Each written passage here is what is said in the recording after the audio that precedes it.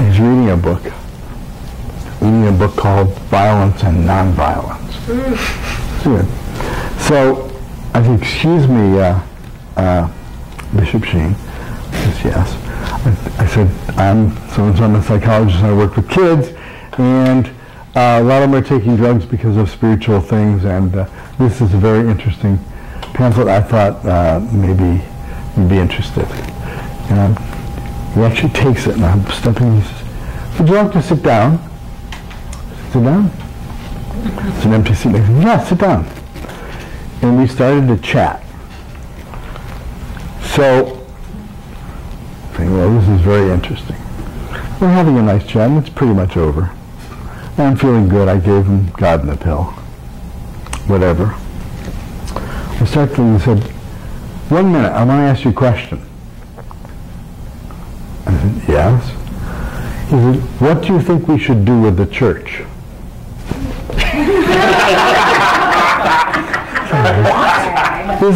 I'm trying to be, my face, I'm trying to not go, he knew my name. He's acting as Jewish guy on the plane, what we should do with the church. I was stunned. But I said, but there was a part of me that got tapped that was really curious. Really curious. What did these guys high up in the church really know? Did they know? So I thought as quickly as I could in the church. And so I said, well, there are a couple of things I could think of. Yes. I was a little radical. I said, first of all, I know that the clergy and the priesthood are doing wonderful social welfare work. But this is a period where people, young people in particular, are interested in spirituality. I think I'd get the priests back into spiritual guidance, spiritual subjects. But that was fairly safe. He smiled at me. And I said, should I go for it?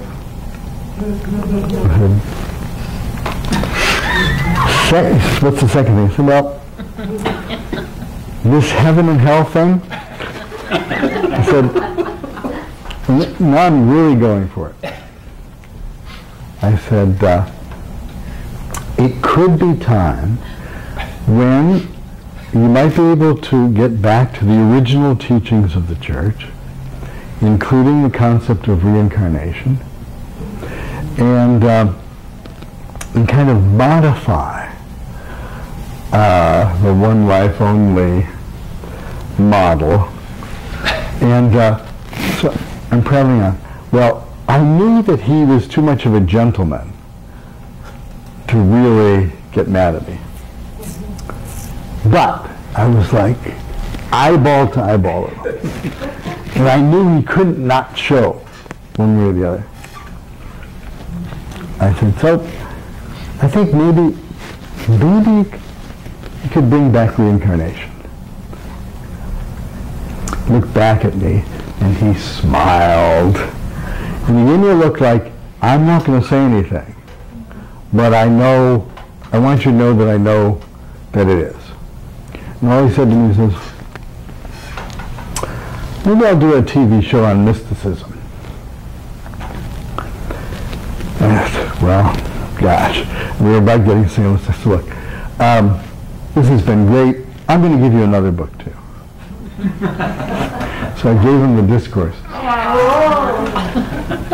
So just as I'm getting up to leave, he opens it up back to the chapter heading, Violence and Nonviolence. He looked at me and said, oh my. Yes. So it gets better because apparently, something like a year later, Phyllis Frederick of then Los Angeles and the editor of The Awakening sends him, she liked him a lot, sent him a picture of Baba as the young Baba, the Jesus look. And that's all. She sent it to him with her name and address. I thought you might enjoy this. Gets back a note saying, "Dear Miss Frederick, thank you so much for the beautiful photograph of our Lord." And at first we thought, oh yeah, well that's very, wait a minute. There were no photographs in BC or AC. Couldn't have been a photograph of Jesus, right? So we always suspected that she knew.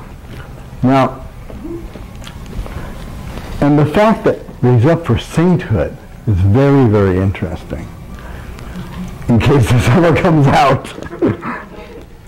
But there's an example of a pretty unconscious, clueless guy being forced to make a connection that was really, really unlikely. Now, Baba did it in even a more bizarre kind of pre-work on terrorism in another example, which is very amusing, but was very unexpected. So Baba over in California, I'm going to call him Josh. That was his real name. Josh didn't like dentists very much, and he had to have a tooth extraction. And he asked me if I could hypnotize him so that he could get through it. I said, sure, I'll try.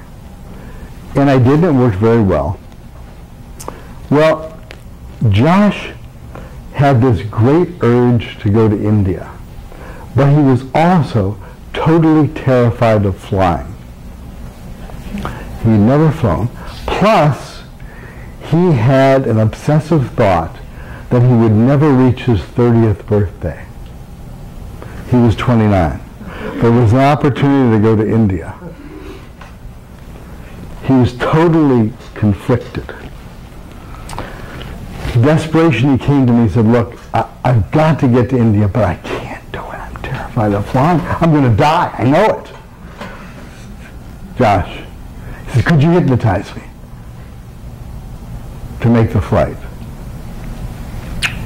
I said, I can't promise anything. It worked once.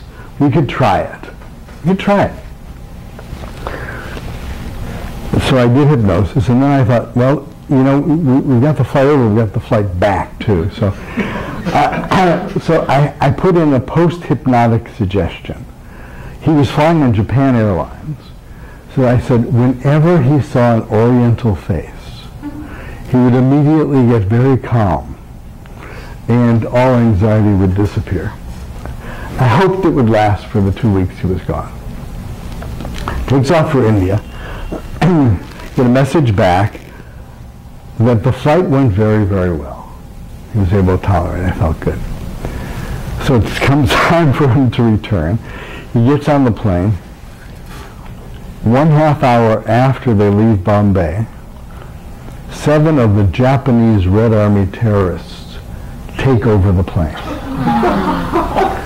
and place under his seat a box of dynamite, threatening to blow everyone up unless certain hostages were released. This was actually a famous incident. It went on for 6 days. Because no country, except for refueling and putting on food, would accept them.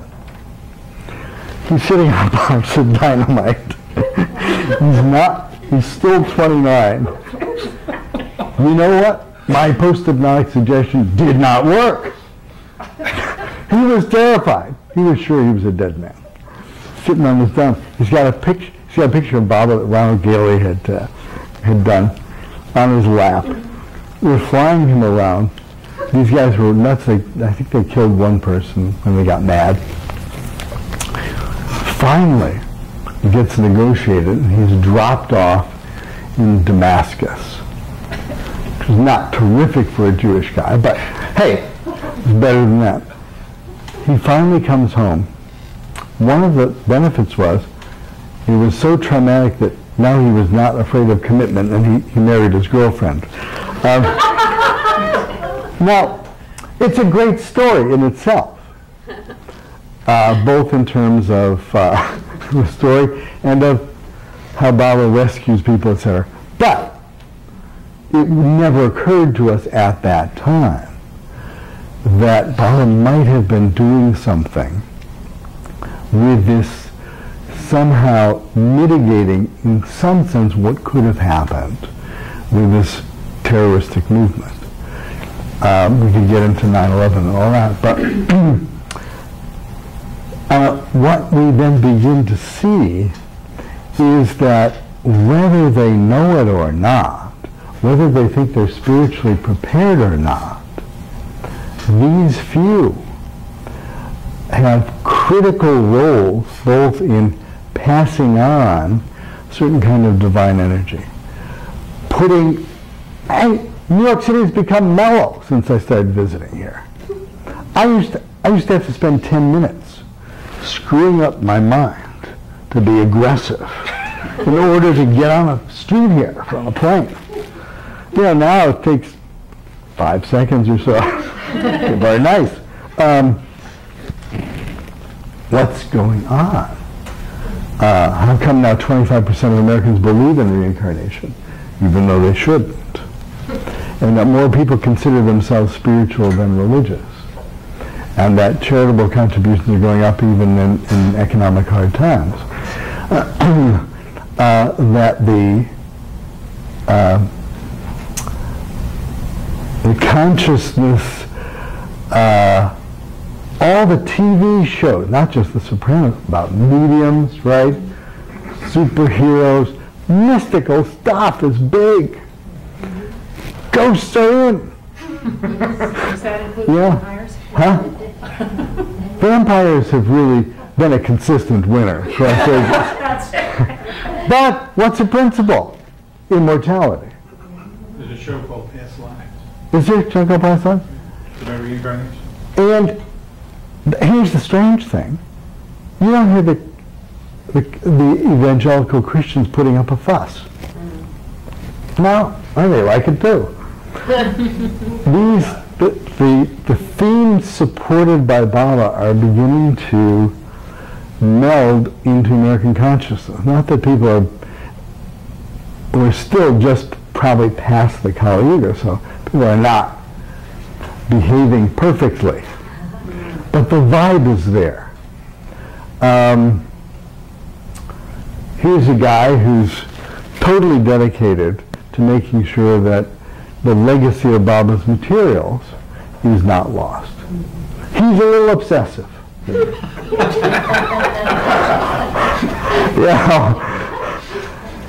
the here and now culture, people, hey, I'm on the internet to get pictures. What's he worrying about?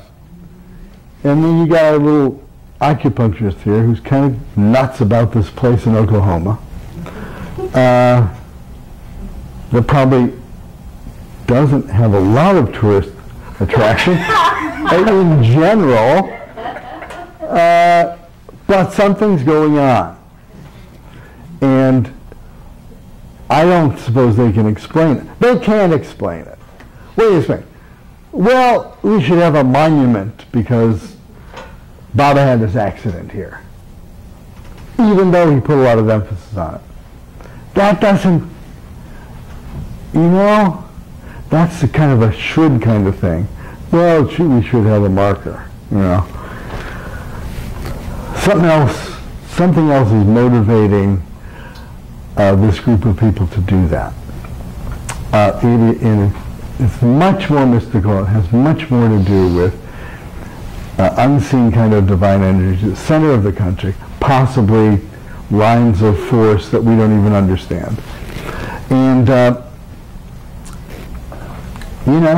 this guy with school teachers here seems like a pedestrian job, but what about the vibes of all the kids that they've been exposed to? You can't feel it, you can't measure it. They may or may not remember you afterwards, but there's a very powerful thing. The fact that you might have spare time and you might be interested in some kind of service. Or, and this is a bizarre part, you might be interested in being healthy. Baba put a great deal of emphasis on appropriate care of your body without being attached to it. Much as if you're going to be a truck driver, pay attention to your engine. You don't have to worship your engine, but make sure it has enough oil. There are so few Baba people that have this immense job of transforming energy and of producing a template for the new humanity, that he's probably interested in us living longer than we might. Because it's going to take, teenagers. We kick off too soon. We might have to wait for a while to be functional again. Or alternatively, a lot of Baba lovers need to get back into new generations so fast they're out of here. There does seem to be a skipped generation in the Baba world. It's a strange phenomenon demographically. Anyway, okay.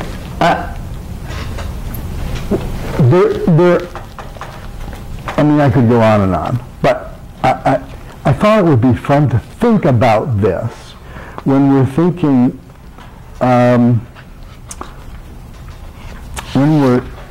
about what Baba's message is, and how it isn't just our ability to be perfect lovers of the avatar and to be completely obedient and surrender completely and love completely.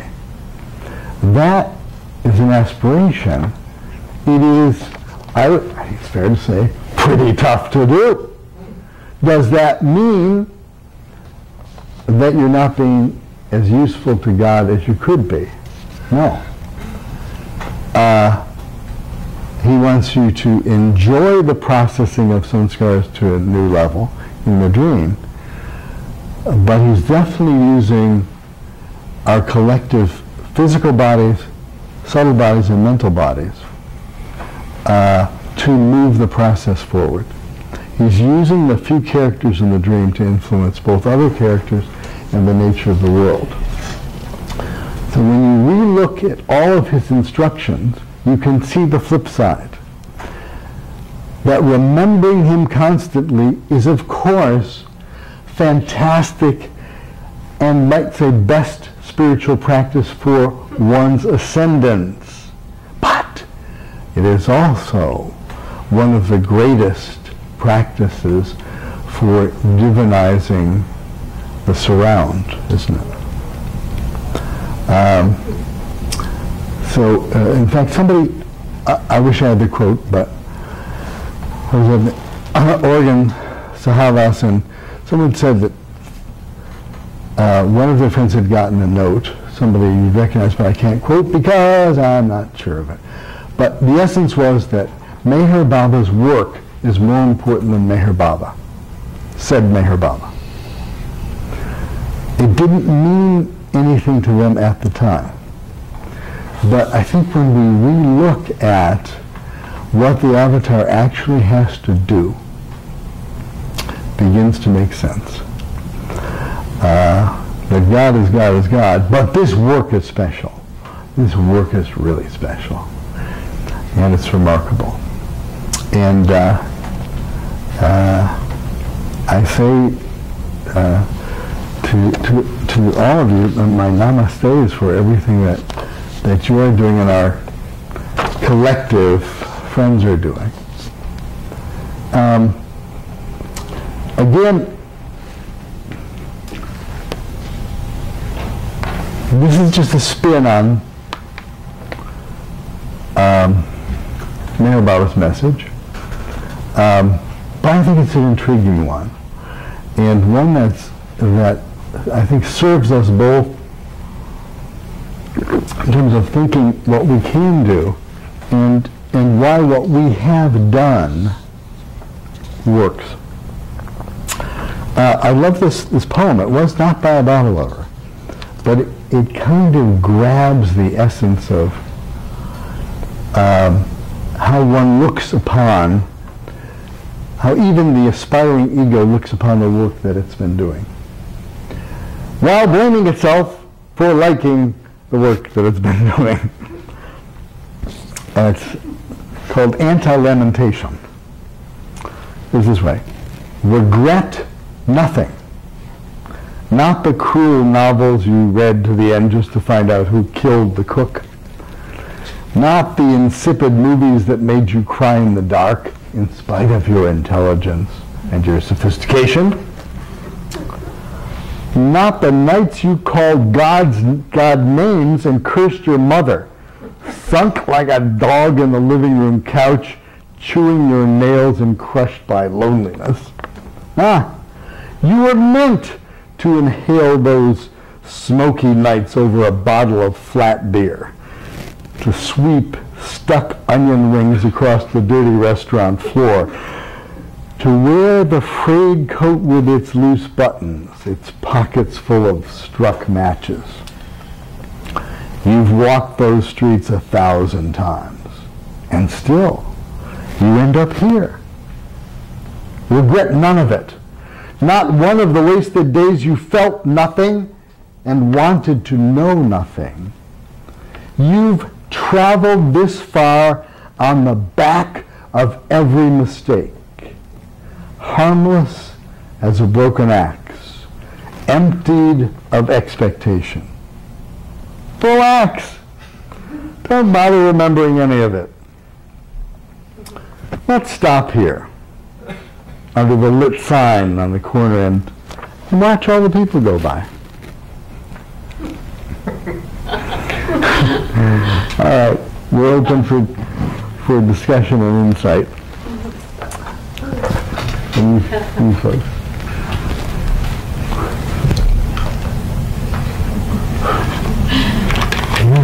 I know you were in Bob's company, or have heard him.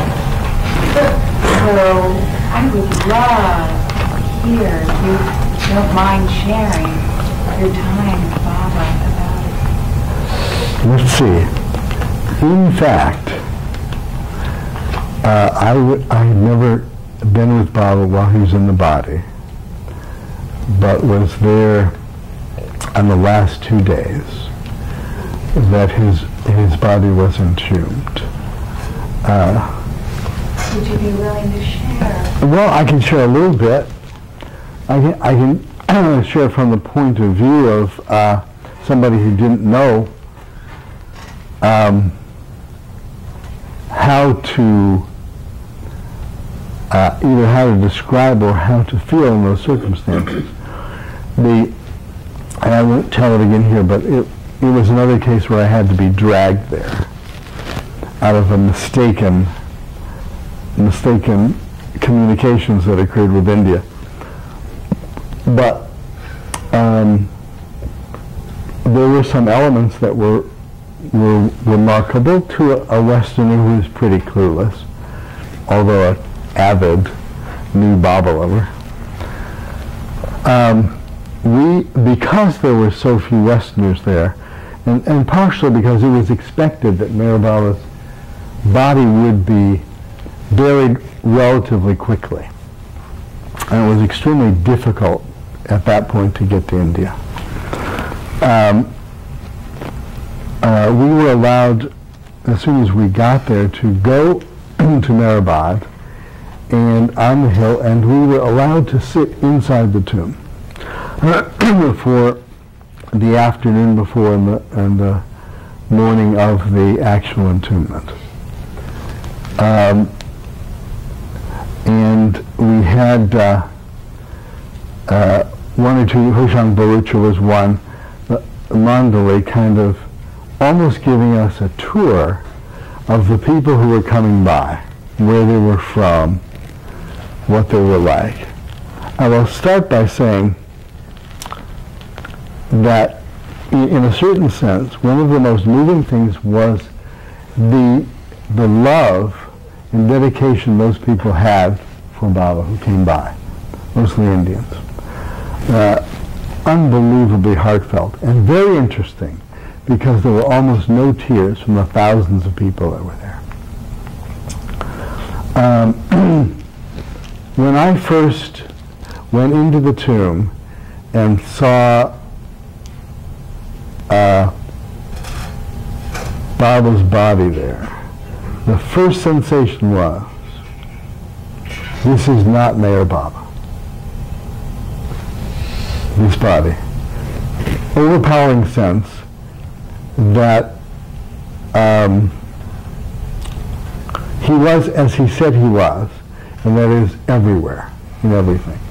It was a very holy place. It was one of the holiest, if you will, costumes in all of the illusion and reality. But I think that was part of how those hundreds and thousands of lovers could attend this event and really not be saddened, but be joyfully celebrating him. Now it is true, and Amandali, his close disciples, were unbelievably together about all of this.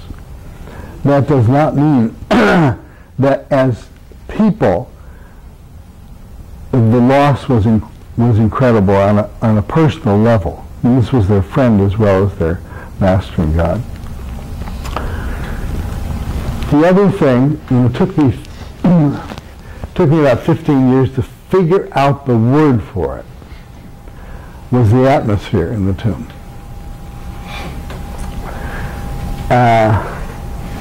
People ask me, I said, well, I can't really put words to it. It's kind of like, for years I kind of said, it was like there was nothing, there was no vibration. I said, that's not it. That's not really it, because it was full, but it was... And later I realized the best description was, it was perfect silence. And it was also clear that my consciousness was not, I knew I was not able to understand it. But that I would never be in that. It was rare that, I mean, probably lifetimes, thousands of lifetimes before, that I ever was in that kind of contact. Now, it's, in a sense, there's nothing compared with the folks who actually were with Baba in the body. But we were, in a sense, some of us were Barzaks. That is, we were transitions between the people who had known of Baba when he was in the body, but not been with him. And the question was, even in 1969, would those Baba lovers hang in there, even though he dropped his body?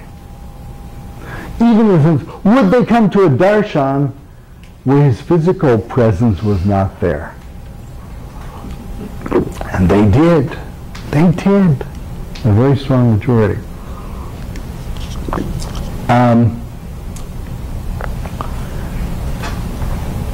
So the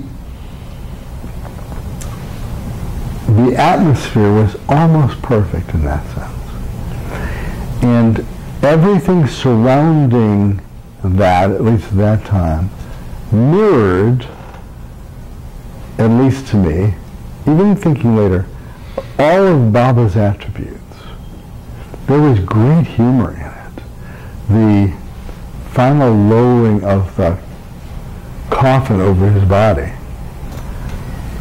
was a typical amusing Baba lovers trying to coordinate. You know, no, don't do that. Don't put that rope down. You know, it had all of that in the context of remarkable, pathos and significance. And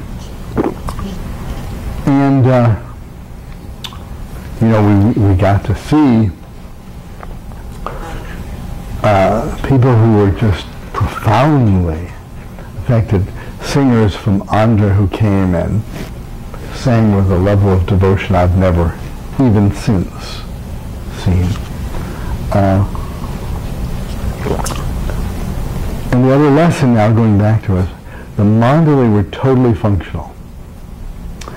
And so something that could have been chaotic and disastrous and catastrophic was perfectly managed, organized, people stayed in line, and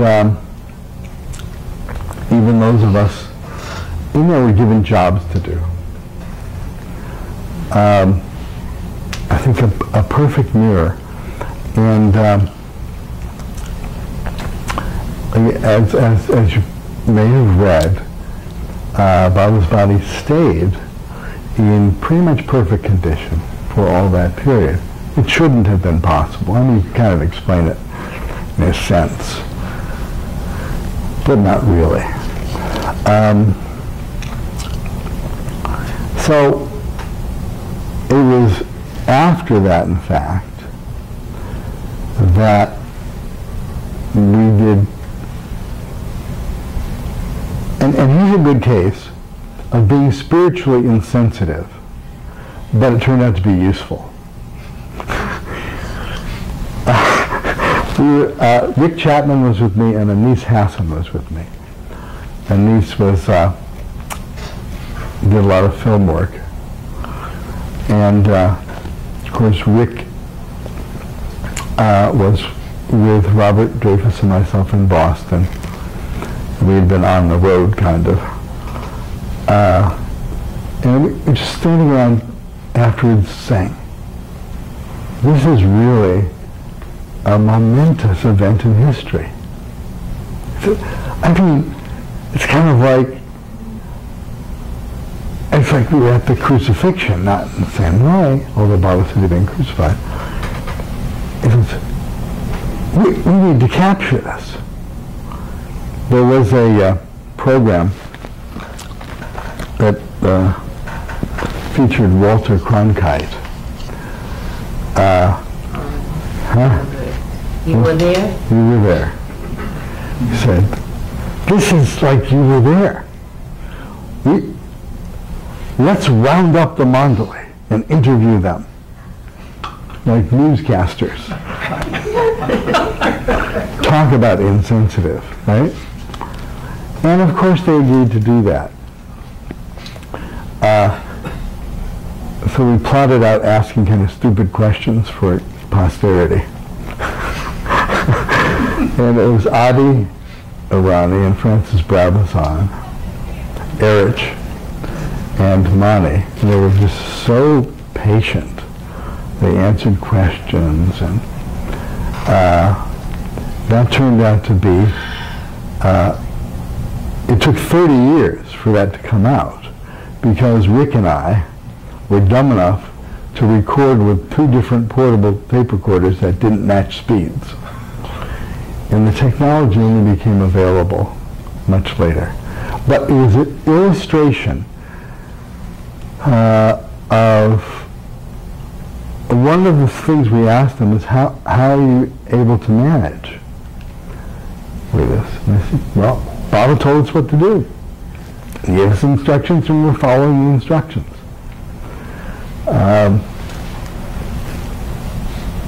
It was also a time, in a day or so after that, that I think it was Mani said, well, we're going to have to send a telegram to everyone saying that the darshan is canceled. And everybody said, yeah, yes. Now, for some reason, some of us in Berkeley, after we heard that Baba dropped the body, felt obsessed in documenting that he predicted it. We found all kinds of quotes from family letters. They were pretty good ones. And in this conversation in Mehrabad, we kind of screwed up our courage and said, well, you know, it wasn't, he said some stuff about the darshan.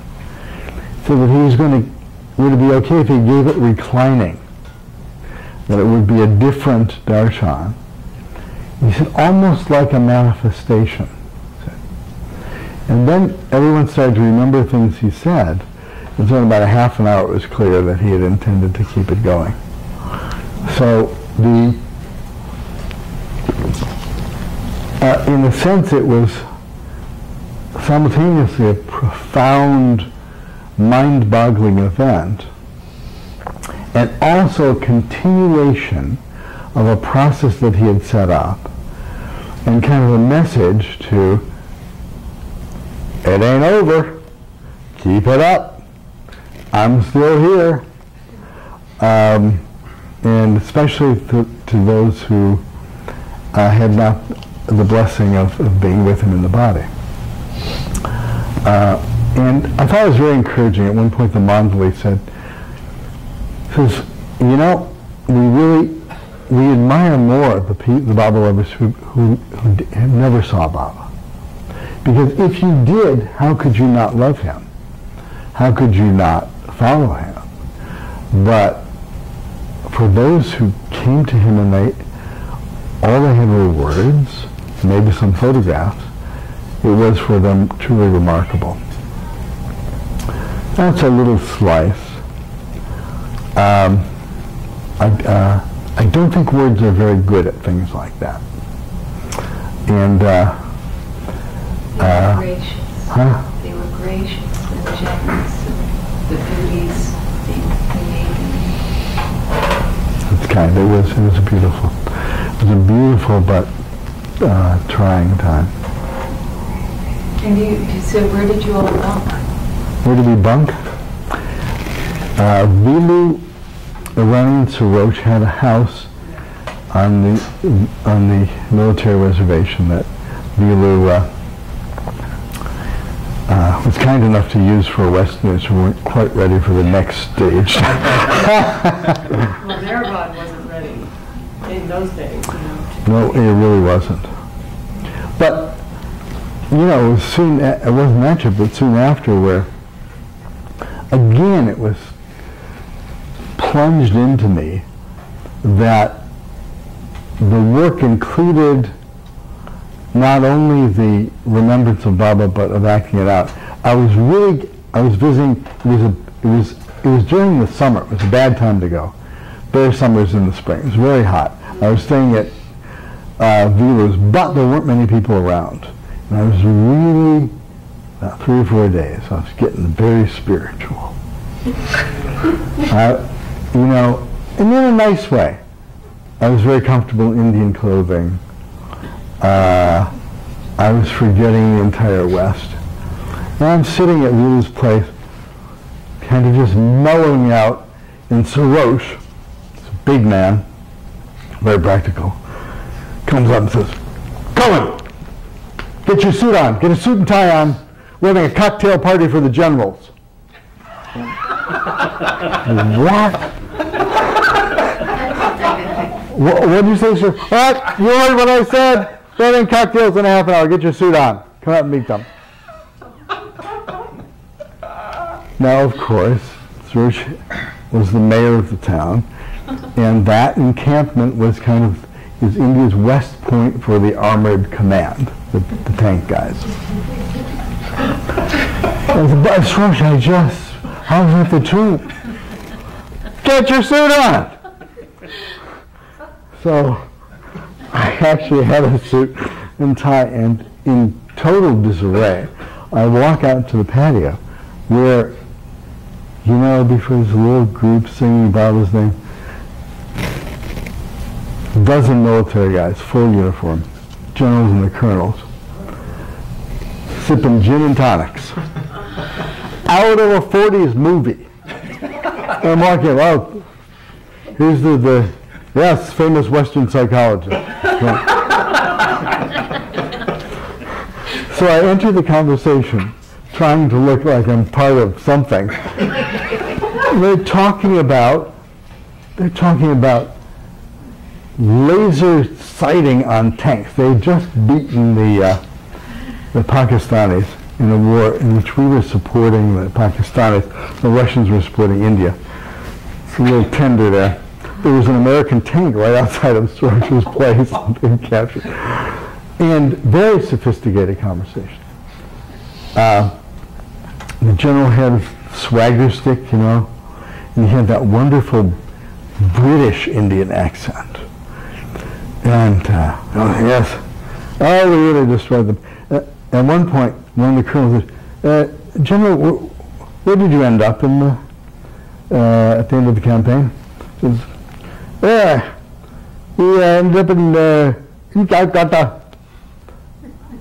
Oh, too bad, too bad. Yeah, very inconvenient. Time lag and all that. And I couldn't take my wife. Colonel said, oh really? Yes, quite irritating. You know, my wife's especially good at scorpion bite mantras. And you know, I hate to have my men out of action. And you know, she just goes 1, 2, 3, and yeah, I couldn't take her. You know, and I'm saying, now I'm in real culture shock. In real culture shock. It gets worse when Sir says, General, well, Dr. Cohen will be glad to give a lecture to your officers and the generals on the base. I said, I would. And they said, oh, it's going to be very good. I'll marshal them up. So let's say tomorrow for tea time, we get all the officers together. They leave. Soros, what have you done to me? I am going to lecture the officers of the Armored Command of India on what? He said, you'll think of something. Just don't embarrass me.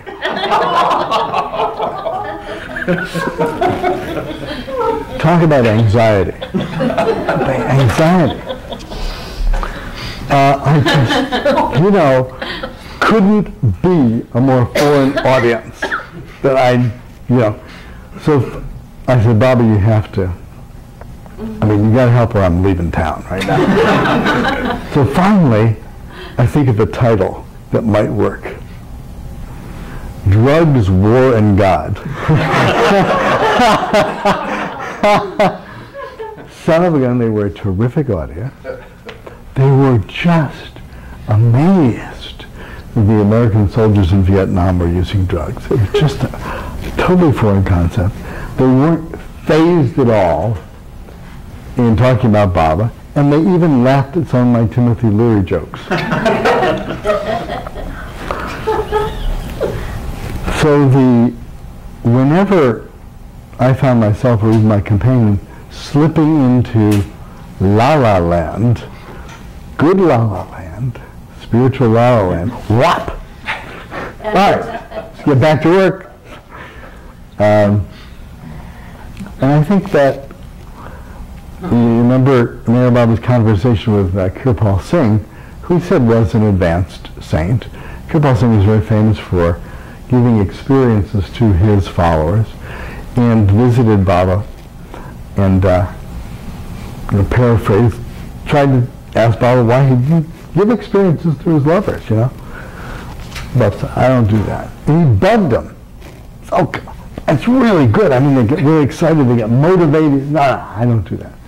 He kept saying, but why don't you just give some experiences to them?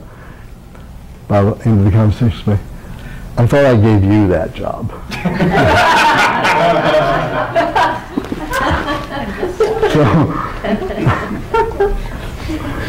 So that which is pedestrian is not necessarily pedestrian.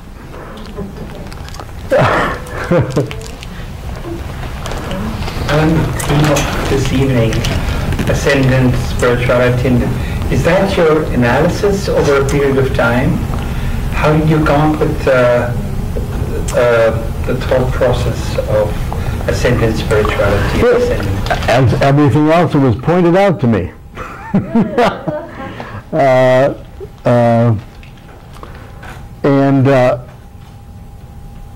I had to look at it a different way.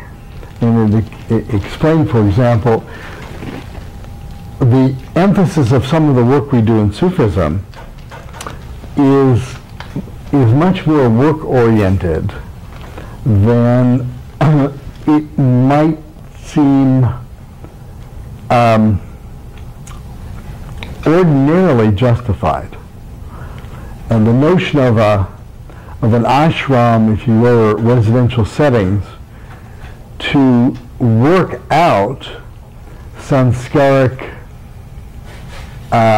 processes, and, if you will, to model for the future behaviors that happen in society as an ordinary thing, but in a different way, demanded kind of an explanation. Thank you, Jay Baba. And then some of my friends who like spiritual literature, who are experts on Aurobindo and had done a lot of reading, it was pretty clear.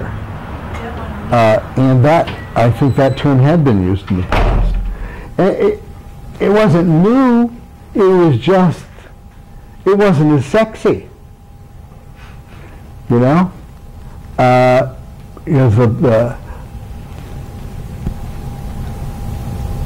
fun thing was to get enlightened. Heck with anybody else. Right?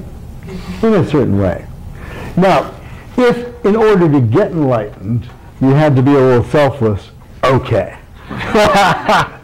Right? But if in fact the avatar was using and needed his lovers and used them in a way that was for a more universal kind of work, it kind of validated it was an anti-hippie point of view. That is, that dropping out was not an option. And of course that made sense, because if you ask people, did Baba want people to have proper education or training? Yeah. Was he encouraging about them working in the world? Yes. How did he feel about family life? Do as well as you can, but don't get attached. It was clear from everything that he had both said and told individuals that there was something important about what they were doing in the physical, in the material. So it's not a surprising concept. It's not even a new concept. It's just one that tends not to be emphasized very much.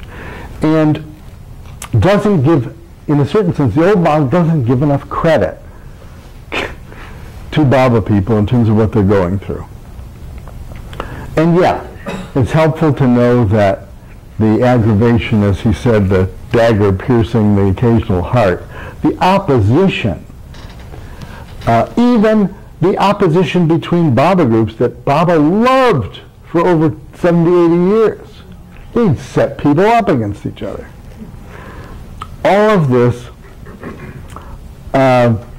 in contrast with sitting everybody down, making them meditate, and putting fairy dust on them. You know? It makes a lot of sense. What's new, I think, and what was interesting for me, is to go back and look at things that seemed just personal. That is, just had to do with the individual spiritual path, but then seemed to have this other side too. So,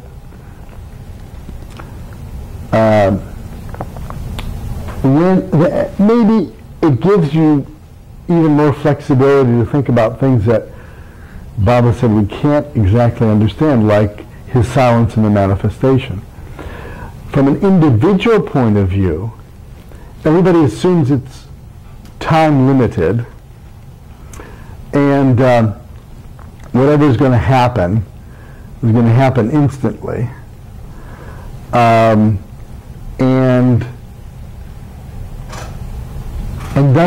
won't have that much relevance for other people. They're kind of like the Christians, you know, with the raptures. if it's seen as a universal, if you will, breaking of the boundaries of the divine energy, and that, as he said, all will benefit. And even though he said, essentially when you feel it, you'll really feel it. But that's true for us for any time in the next 700 years in different bodies. Not that I have a particular interpretation of sounds or manifestation, or 3/4 of the world being destroyed, which are our favorite gossip topics over the coffee, you know. But the notion that part of what Baba assured us we couldn't understand is the bigger picture, and how this change really was going to be universal. And how he kind of demonstrated, like from the Hollywood example where he said he was going to break his arms and he didn't. Well, what was he teaching people? You're not in this for the big bang here. You're in this for the long run. You're in it for the work. You're not in it to get a reward instantly. And yet, and this is the strange part, almost every Baba lover who, and even those who are dedicated to God that don't even know they're Baba lovers, there is a satisfaction at this level of effort that one would not trade for. And your ordinary friends will think you're crazy. When you could go to a guru who could make you feel good, when you could get stoned out of your mind, when you could get frozen so you could be immortal. One of the dumbest things I ever did when I corresponding with India about LSD, I threw in some extra questions. One of them was, what happens to the soul when you're frozen before you die? Does the soul hang around and wait for technology to fix the body and whip back in? Those are the big questions of the day. Adi writes back and says, in the future, keep your questions to the topics you're supposed to be thinking about. And, by the way, this question about freezing, what happens? Those people die of being frozen. Oh. Yeah, that's right.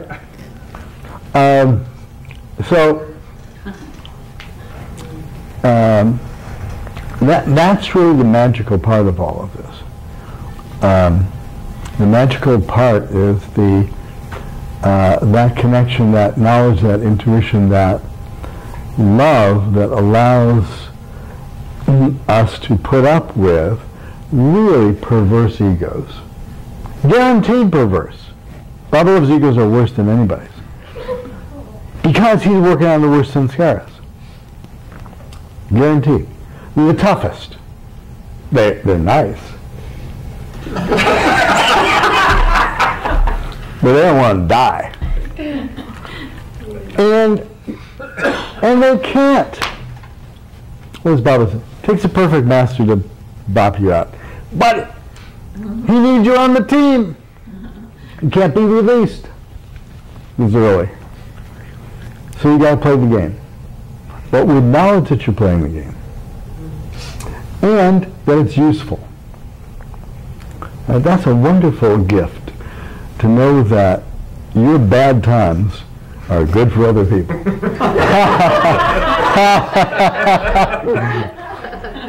And that your failures are never failures. Because the effort, the energy is in the effort, not in the result. It's the process. And, it's like there almost all the spiritual aspirants that I know from other traditions, you ask them if they want to be enlightened, and God realized, they say, you betcha, as quickly as possible. That means you're not going to be conscious of Baba or your guru or whatever, and they'll take it. Like, you just promise them enlightenment in 2 or 3 lives, and they're with you. These people. All the religions feel like that. Yeah. I was used to read, when you get enlightened, you're still chopping wood and you're still carrying water. Well, see that. This is the true mysticism in those traditions. And but most of the Baba people wouldn't trade. Either God realized, or you can serve the avatar. His work. Which one do you want to do? Bunch of masochists, right? Yeah, it's horrible. But we know it's not psychological. I mean, I could testify to that. You couldn't have the same neurotic complexes. It's too widely varied. So it's got to be at a level that's equivalent to the mystical and spiritual level. And that part is alive even though we're asleep. And we, in a certain sense, we have to be partially as kind to ourselves as Baba would like to be to others, because we're as trapped as anybody else. Right? Now, we know we're trapped. That's a big advantage. So discrimination can be used, and understanding is helpful, and love always is the answer. If you look at it metaphysically, that's not a romantic notion, it's a technical notion. Love dissolves sanskaras. Love, which is the force towards unity, dissolves the ego. Love helps the work in a way almost nothing else can. So this Baba's being basically a path of love is not a surprise, and it's not sentimental. I mean, it's kind of sentimental, not romantic. It's real. It's real. And that's what he's trying to point out. And in a sense, that's why you couldn't do anything bad enough to get the avatar mad at you. And people who are most hateful towards him, he really liked. Keep it up. Yeah. Go ahead. You're helping me out here.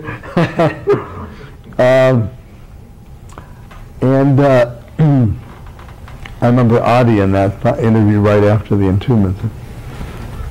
Let's see. That is, we have this conviction.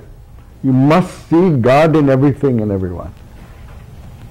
And well, taking it literally. It's a hard thing to do.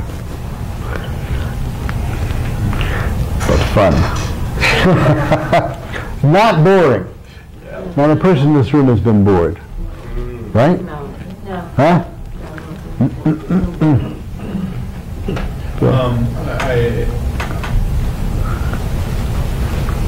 I enjoy seeing Baba's manifestation through, like you say, these TV shows, these things that are changing in consciousness. And who would have thought in a moment of time the whole world knows the term avatar. How about that? Thank you. Yeah. That was another thing. Yeah. Who would have bet on that 20 years ago? Oh yeah, avatar. And I'll get back to you, but I want to digress because that's a wonderful example. I was talking to a friend of mine, Baba was in film, and he pointed out that actually the use of avatar in this movie is a perfect analogy of someone who was conscious entering a different world, acting as if they were a different body, and trying to bring some sense of higher values in there. And if you knocked off that body, you didn't knock off the consciousness. Go ahead, but I think it's a wonderful example. Who would think? Did you see the movie? Yes, I did. And it's remarkable now. Oh yeah. Yeah, you can buy avatars now. Can have them on your system. That's a great. I feel the power. Yeah. I don't Then they had the song understand "Go the Work, word. Be Happy." I don't like it. You don't like your avatar? When go again and again, I did not understand. The movie? No, Well, fall asleep. Men's understood, Philip likes it, and Jim does not. So, it's the main of men. well, look, I mean, Mind decide somehow. not to worry. Barbara like The it. screenwriter, you know, Barbara like I think she thought it was okay. The screenwriters were not fully conscious of the analogy, all right? But just as you said, picking that name for the highest grossing movie ever seen. Did you see the interview with Cameron I saw some. on Larry King or Charlie Rose, where they asked him, why did you name it? What did he say? Movie, What did he, Avatar. what did he say? He said, because we're moving consciousness into a flesh body. And it's an ancient Hindu term, which means divinity in the physical form. He says, not that these creatures are divine. Right. He says, but that's the meaning of it. Far out. Right? Years ago, there's that organization Avatar, which is a transformational process. Years ago, over 20 years ago, I did that process. But when I got the flyer in the mail, Avatar, I thought a Bible lover started an organization. But it wasn't. But it still is a transformational process. That school is still going, and I just thought it was interesting back then that it was named Avatar. You have to come to Washington and go to the Avatar hair salon.